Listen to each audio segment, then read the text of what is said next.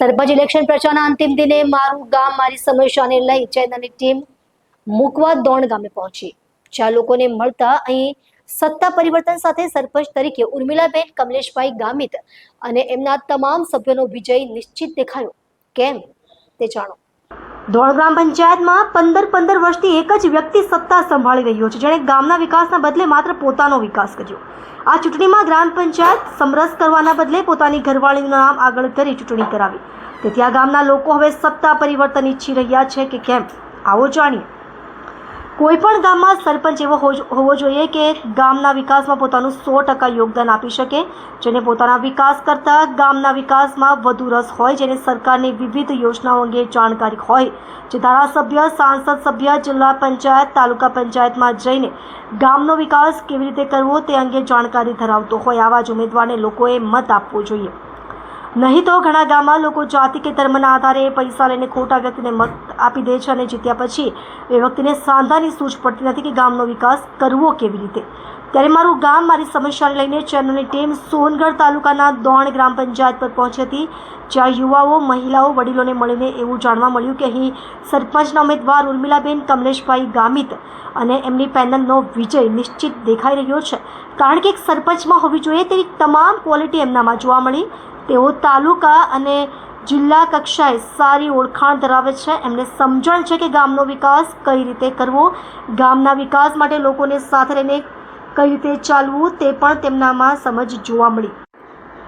આ ગામમાં પાછલા 6 વર્ષથી સ્મશાનનું કામ અધૂરું છે. 85 લાખ રૂપિયાના ખર્ચે પાણીની ટાંકી બની, છતાં અહીં પાણીની ખૂબ મોટી સમસ્યા છે. તો પાછલા સરપંચે 15 વર્ષમાં શું કર્યું? સાથે જ ઉર્મિલાબેનની વાત કરીએ તો એમની પાસે ગામના વિકાસનું વિઝન જોવા મળ્યું. યુવાઓ માટે વધુ સુવિધાઓવાળી લાઇબ્રેરી બનાવી. તેઓ ગામના જે છોકરા છોકરીઓ સ્પર્ધાત્મક પરીક્ષા આપવા માંગે છે તેમને તૈયારીઓ કરવા મદદરૂપ થશે. રમતગમતનું મેદાન સારું બનાવીને સ્પોર્ટને પ્રોત્સાહન આપશે. સાથે જ અહીંથી લોકો પોલીસ, આર્મી જેવી ભરતી માટે ગ્રાઉન્ડ ટેસ્ટની તૈયારી કરશે. મહિલાઓ માટે બ્યુટી પાર્લર, સીવણ ક્લાસ અને અન્ય તાલીમ વર્ગો સરકારી યોજનામાં શરૂ કરવામાં આવશે. સાથે જ વડીલોની વૃદ્ધ પેન્શન યોજના, વિધવાઓને વિધવા પેન્શન યોજના, ગ્રામજનોને આવાસ યોજના, રોડ, રસ્તા, વીજળી, પાણીની જરૂરિયાત પૂરી કરવા માટે તેઓ કામ કરશે એવી તેમણે ખાતરી આપી હતી. સૌથી અગત્યનું કે તેઓ ભ્રષ્ટાચાર વગર ગામનો વિકાસ કરીને બતાવશે. તેઓ પોતાનો વિકાસ નહીં પણ ગામનો વિકાસ કરશે અને સૌને સાથે લઈને ચાલશે. ગામના લોકો એમને મત આપી વિજય બનાવે એવી તેમણે સૌને વિનંતી કરી હતી. ગામના યુવા, મહિલાઓ, વડીલો તમામ એમના સમર્થનમાં દેખાયા. તેમણે કહ્યું હતું કે ભલે જે લોકો આજે એમની સાથે નથી ફરી રહ્યા તેઓ પણ મત તો એમને જ આપશે. ત્યારે એમણે અને ગામના લોકો શું કહ્યું આવો સાંભળીએ. ડોક્ટર બિંદેશ્વરી શાહ, તાપી. આપનું નામ? ગામિત ઉર્મિલાબેન કમલેશભાઈ. તમે સરપંચના ઉમેદવાર તરીકે દોણથી ઉભા રહ્યા છો. હા બેન, તમને વિશ્વાસ છે કે તમે જીતશો? હા, ચોક્કસ. તમે લોકોને મળવા જાઓ છો તો કેવું, લોકો શું કહે છે? લોકોનો સહકાર સારો છે અમારી સાથે. બરાબર. બેન, તમે જો જીતીને આવશો તો ગામ માટે શું કરશો? જે અધૂરા કામો છે એ પૂરા કરીશું અને રોજગાર મળે એવી તકો અમે ઊભી કરશો. કરશું. બેન, આ ગામમાં તમને શું લાગે છે કે કયા કયા વિકાસના કામોની જરૂર છે? રોડ, રસ્તા, વીજળી, પાણી, શું લાગે છે તમને? રસ્તાનું પણ કામ અધૂરું છે, એ પણ પૂરું કરીશું અમે.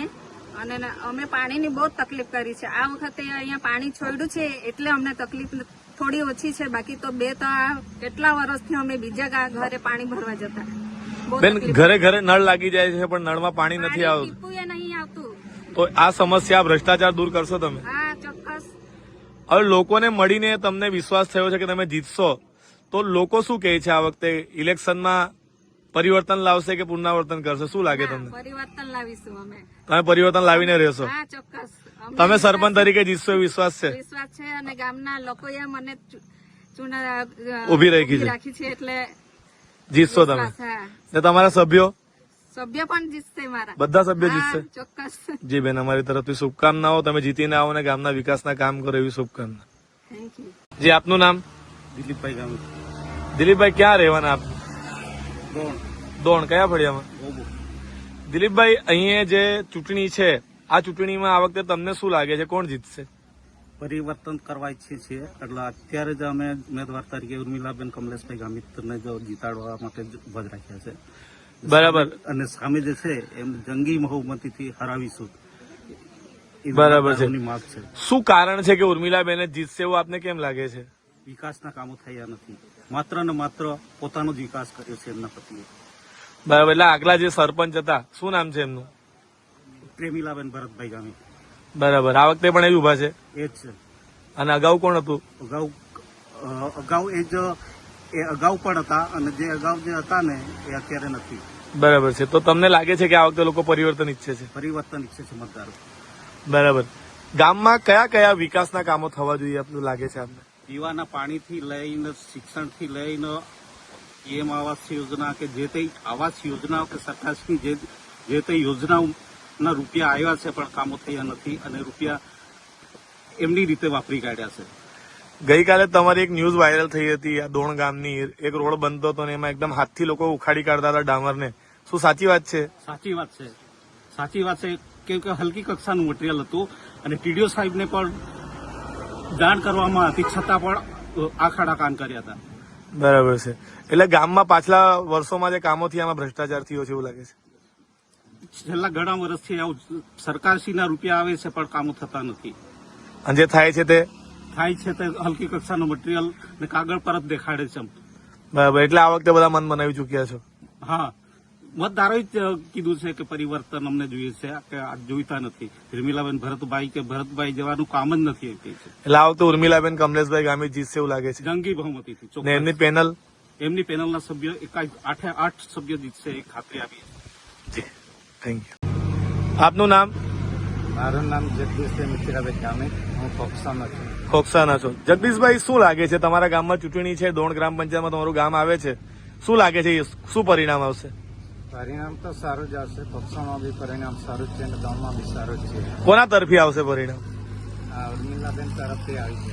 ઉર્મિલાબેન જીતશે સરપંચમાં? અને એમના સભ્યો સભ્યો બી બધા 8 જીતી જશે. શું અપેક્ષા રાખો છો? કેવા કામો થવા જોઈએ? લાઇબ્રેરી છે, રસ્તાનું કામ છે, પાણીનું સુવિધા છે, કંઈ રોજગારી છે, એવી બધી કામો અધૂરી છે એ પૂરી કરવા માટે. જૂના સરપંચ આ બધા કામ નથી કર્યા? જૂના સરપંચે 15 વર્ષથી જૂનો સરપંચ હતો પણ કંઈ જ કામ કર્યું નથી, એક બી કામ થયું નથી આમ. જી, થેન્ક યુ. આપનું નામ? રક્ષાબેન મનીષભાઈ ગામી. રક્ષાબેન, આપના ગામમાં ઇલેક્શન છે તો શું લાગે છે આ વખતે કોણ જીતશે? આ વર્ષે અમને એવું લાગે છે કે ઉર્મિલાબેન જીતશે. કેમ ઉર્મિલાબેન જીતશે એવું કેમ લાગે? આગળના સરપંચે કઈ કામગીરી કરી નહીં, વિકાસના કામો બી અધૂરા છે, રોડ બનાવી તે બી અધૂરી, મટીરિયલ બી હલકી કક્ષાના વાપરતા છે. આટલા વર્ષોમાં પાણીની સગવડ પણ નહીં કરી શક્યા તે લોકો. બરાબર છે. તો નવા આ ગામમાં અમને પાણીની સમસ્યા તો બહુ વર્ષો પહેલા છે. બરાબર. તમને લાગે છે નવા સરપંચ આવશે તો કરશે કામ? નવા સરપંચ આવશે તો એ બધું કામ કરશે એવો અમને વિશ્વાસ છે. બરાબર. બેન, શું માંગો છે તમારા ગામમાં? શું થવું જોઈએ યુવાઓ માટે, મહિલાઓ માટે, વડીલો માટે? આ મહિલાઓ માટે બી કોઈ રોજગારી મળે તો મહિલાઓ પોતાની રીતે સક્ષમ બને ને એ લોકો પોતાના પગ પર ઉભા રહે તો સારું. આમ બરાબર છે. યુવાઓ માટે શું થવું જોઈએ? યુવાઓ માટે બી બધી કામગીરી, યુવાઓ માટે બી કંઈ કરવું જોઈએ. આમ એ લોકોનો જરાક વિકાસ થાય, એ લોકો જરાક આગળ વધે એવું અમે ઈચ્છીએ છીએ. તમને વિશ્વાસ છે કે ઉર્મિલાબેન કરશે આ બધા કામ? એ ઉર્મિલાબેન કરશે, અમને વિશ્વાસ છે. એટલે અમે એ લોકોને કહીને ઉમેદવાર તરીકે એ લોકોને ફોર્મ ભરાવ્યું છે સરપંચનું. એટલે તમે બધાએ મળીને જ ઉભા રાખ્યા છે એમ ને? હા, આ તમે એને જીતાડી બી લાવશો? હા, એ પૂરો વિશ્વાસ છે. જી બેન, થેન્ક યુ.